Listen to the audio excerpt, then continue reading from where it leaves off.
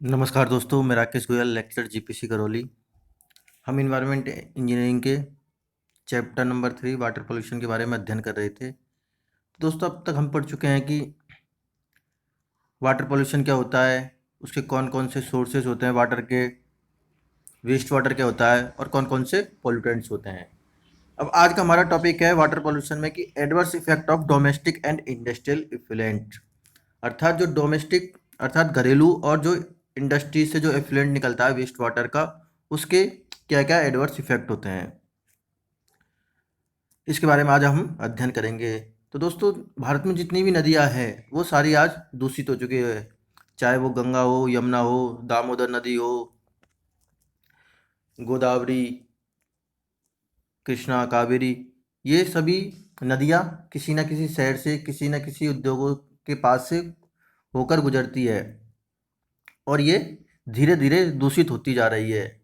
खास करके जो उत्तर भारत की नदियां हैं, जहाँ पर इंडस्ट्रीज अधिक है, जैसे नोएडा, गुड़गांव, आपके लखनऊ, कानपुर, यहाँ की नदियाँ बहुत ज़्यादा दूषित हो चुकी है। अब ऐसा कहा जाता है कि दामोदर नदी सबसे ज़्यादा दूषित नदी है। गंगा के क्लीनिंग प्लान भी चलते रहते हैं, क्योंकि गंगा आज की तारीख में बहुत ज़्यादा दूषित हो चुकी है, जिसे हमें हमारे धार्मिक ग्रंथों में या बहुत ही पवित्र नदी माना गया है। लेकिन इंडस्ट्रियों के इफ्लुएंट के चलते चलते गंगा नदी आज इस कदर दूषित हो चुकी है कि इसकी सफाई के अभियान चलाए जा रहे हैं और इसका मेजर कंसर्न दिया जा रहा है। और जो हमारे जो बजट होता है, उसका एक हिस्सा जो हमारे वेलफेयर पर खर्च होना चाहिए, वो इनकी सफाई पर खर्च हो रहा है। तो इस प्रकार से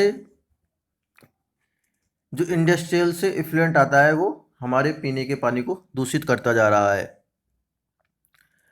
जो हरिद्वार से कोलकाता तक बहने वाली गंगा नदी है, वो एक सीवर की तरह हो चुकी है।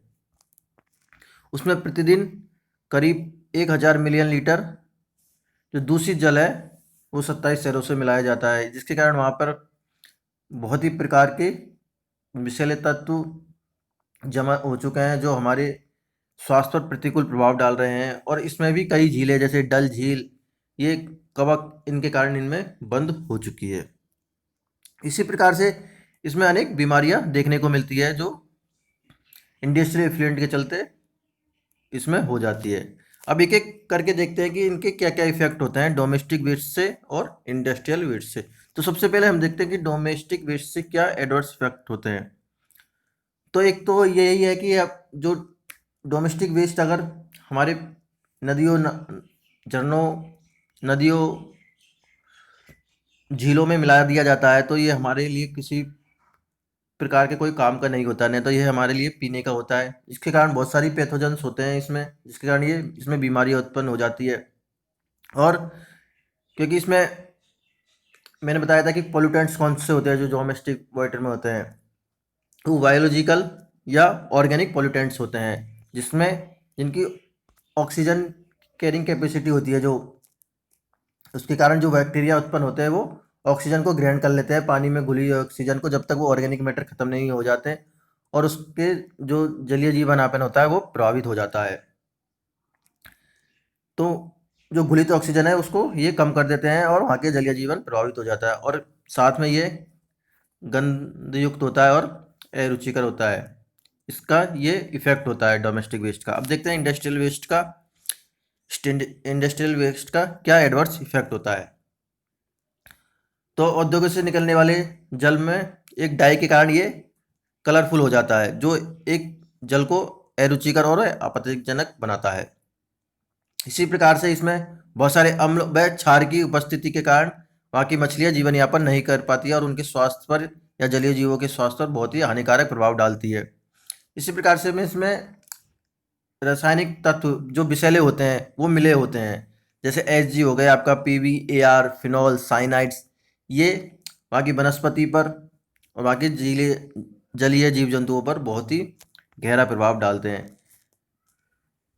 इंडस्ट्रीज बहुत सी, जैसे ऑयल इंडस्ट्रीज वगैरह होती है, उसमें से रिफाइनरीज होती है, ऑयल इंडस्ट्रीज होती है, उसमें से ऑयल या चिकना पदार्थ निकलता है। अगर उसको नदी नालों या झीलों में छोड़ दिया जाता है, जो नदियों की सेल्फ प्यूरिफिकेशन की प्रक्रिया होती है वो प्रभावित होती है, अर्थात वो अपने आप स्वतः ही प्यूरिफाई नहीं हो पाती है। और वहाँ के जो जलीय जीवन होता है, क्योंकि अगर वो प्यूरिफाई नहीं हो पाएगी नदी, तो उसमें ऑक्सीजन की मात्रा में कमी हो जाएगी और वो वहाँ के जलीय जीवन प्रभावित हो जाएगा। इसी प्रकार से अगर उसमें किसी भी प्रकार के रासायनिक तत्व उपस्थित होते हैं, तो जो आपके स्विमिंग वगैरह है, जिसके लिए नदियाँ वगैरह उपयोग में ली जाती है, वो भी प्रभावित होती है। इसी प्रकार से अगर उसमें किसी प्रकार के ठोस लवण है, तो वो किसी भी प्रकार का काम के नहीं होता है, क्योंकि अगर उसमें ठोस लवण होता है तो वो उसके कारण जो आपके बॉयलर्स इंस्ट्रूमेंट्स वगैरह होता है उस पर एक लेयर या स्केल जम जाती है, जो किसी भी प्रकार का कोई उपयोग नहीं होता है, अर्थात वो औद्योगिक उपयोग के लिए अनुपयुक्त होता है। फिर अगर इंडस्ट्रियल वेस्ट जो नदियों में होता है, नेविगेशन में बाधा उत्पन्न हो जाती है, क्योंकि वहाँ पर स्लज जमा हो जाता है जिसको हमें हटाना पड़ता है, और जो कि एक महंगा सौदा होता है। इसी प्रकार से आप अगर थर्मल इंडस्ट्रीज से कोई वेस्ट वाटर आ रहा है, तो वो बहुत ही गर्म होता है और उसमें किसी प्रकार की कोई ऑक्सीजन नहीं होती है, और वो आगे भी ऑक्सीजन की मात्रा को कमी कर देती है, जिसके कारण जलीय जीवन प्रभावित हो जाता है। इसी प्रकार से फॉस्फेट और नाइट्रेट से वनस्पति में अत्यधिक वृद्धि होती है, क्योंकि इससे यूट्रोफिकेशन की प्रक्रिया प्रारंभ हो जाती है। अगर किसी भी इंडस्ट्री से, या जैसे आप जो रासायनिक फैक्ट्री होती है या जो उर्वरक फैक्ट्री होती है, सॉरी, जो उर्वरक फैक्ट्री होती है, उनसे कोई वेस्ट वाटर आ रहा है, तो उसमें क्या है कि नाइट्रेट व फास्फेट की मात्रा अधिक होती है, जिसके कारण अगर उस वेस्ट वाटर को नदियों में या झीलों में छोड़ दिया जाता है, तो वहाँ पर इस नाइट्रेट व फॉस्फेट की उपस्थिति के कारण यूट्रोफिकेशन हो जाता है, अर्थात वहाँ पे शैवाल, कवक आदि पनपने लगते हैं, जिसके कारण उसमें जो ऊपर एक लेयर हो जाती है और ऑक्सीजन अंदर तक नहीं जा पाती है, और वहाँ का जलीय जीवन बिल्कुल प्रभावित हो जाता है। और इसी प्रकार से अगर इसमें बहुत सारे अगर टॉक्सिक एलिमेंट्स होते हैं, तो वे शरीर में पहुंचकर बहुत ही गंभीर बीमारियां उत्पन्न करने लग जाते हैं। अब देखते हैं कि इसको किस प्रकार से नियंत्रित किया जाए, अर्थात remedial measure to control industrial pollution. जो इंडस्ट्रियल से पॉल्यूशन होता है उसको किस प्रकार से कंट्रोल किया जाए, जो आने वाले जो यूज करता है उनको फायदा हो सके।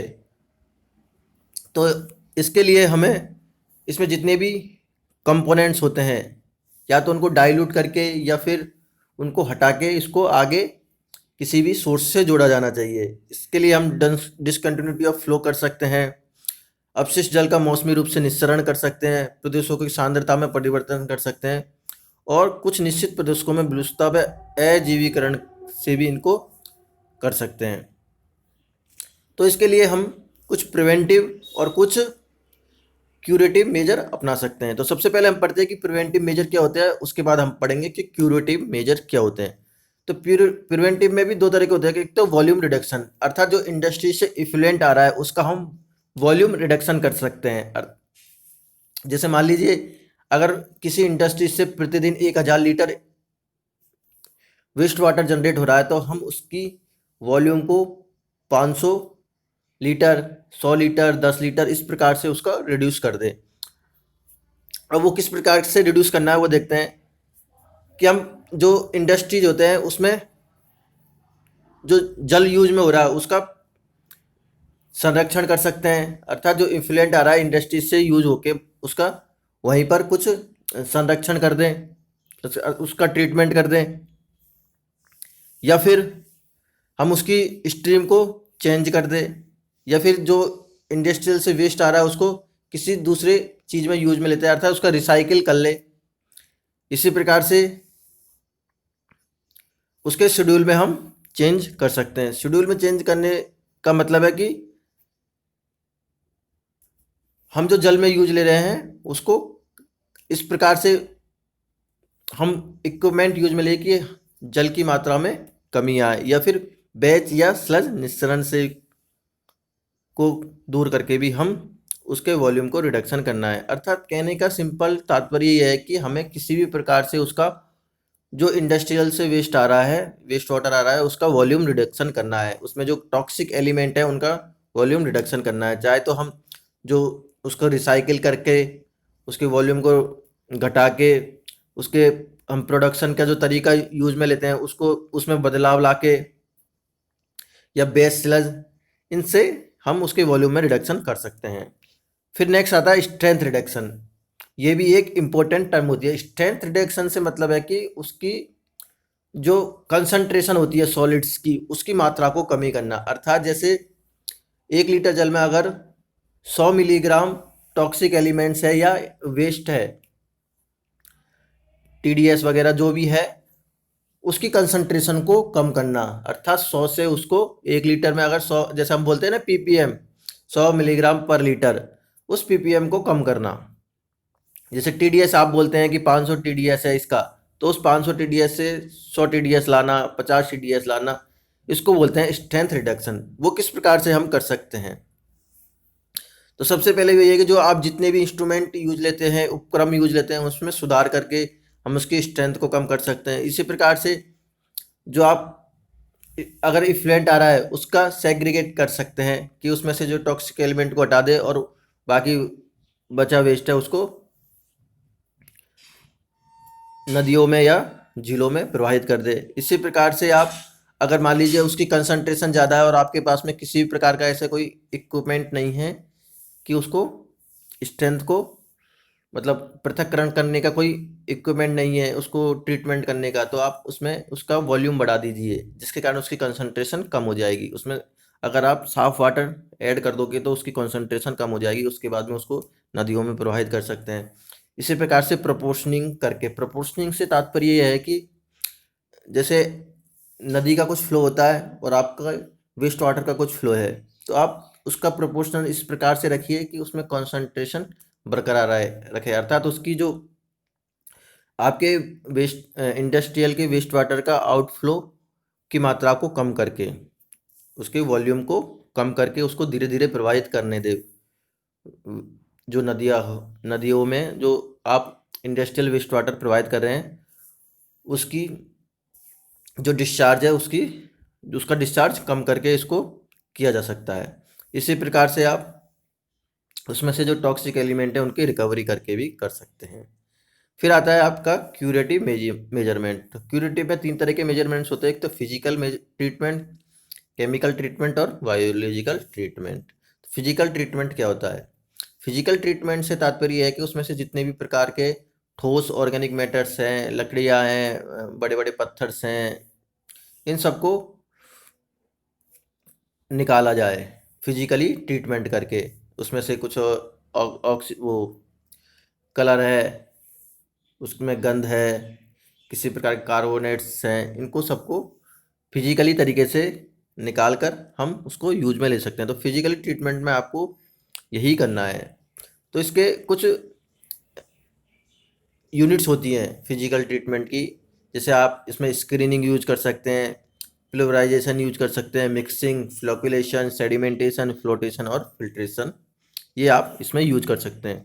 तो सबसे पहले पढ़ते हैं कि स्क्रीनिंग क्या होती है। ये फिजिकल ट्रीटमेंट की कुछ यूनिट्स हैं, अर्थात ये स्टेप्स हैं उसके फिजिकल ट्रीटमेंट्स के, कि आपको उसमें स्क्रीनिंग कर सकते हैं। अगर उसमें पत्थर, लकड़ियाँ है, आपके ऑर्गेनिक में जैसे कुछ जानवरों के मल है या कुछ जानवरों के कुछ पार्ट्स हैं, उन मृत जानवर हैं, या फिर कुछ पेड़ पौधे हैं उनकी पत्तियां हैं, पॉलीथीन्स हैं, किसी प्रकार के टूटे फूटे खिलौने हैं, कोई इस प्रकार का आइटम है जो वेस्ट वाटर के साथ फ्लो होके उसमें जा रहा है।